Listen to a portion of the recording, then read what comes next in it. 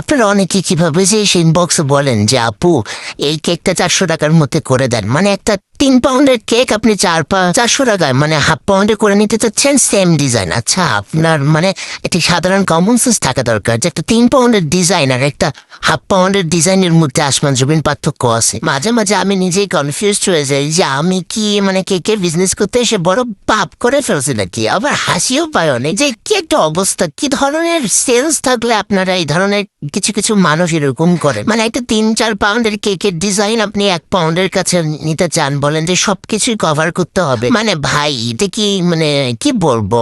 তাহলে ঠিক আছে, এআই থেকে আপনাদেরকে ঠিক করে মানে কভার করে আপনাদের সবকিছু ব্যাকআপ দিয়ে দেই, ঠিক আছে। মানে যাই হোক, এইসব এসে করবেন না, বুঝছেন। মানে আমার নিজেরই লজ্জা লাগে, তাছাড়া আপনাদের হয়তো লজ্জা লাগে না, আমার নিজেরই অনেক রাজীব ভাই। যাই হোক, একটা আমি বার্সেলোনা থিমের কেক পাইছিলাম আর কি, মানে আর্জেন্টিনারই একটা ক্লাব বার্সেলোনা, এইটা আমি মানে রিক্রিয়েট করেছি।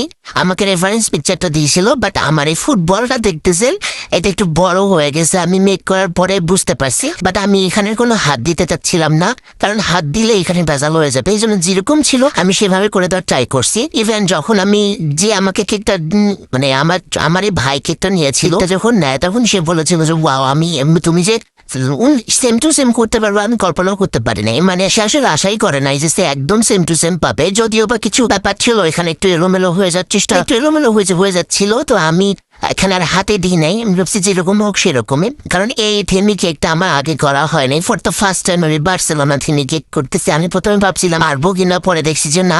ও হ্যাঁ, আরেকটা কথা, আমার ছোট বোন কিন্তু এখানে হেল্প করে দিয়েছিল। ওর নামটা যদি না নিই তাহলে মানে বাসার দৃশ্যযুদ্ধ শুরু হয়ে যাবে, তো এই জন্য ওর নামটা আমি আগে থেকেই বলে দিলাম।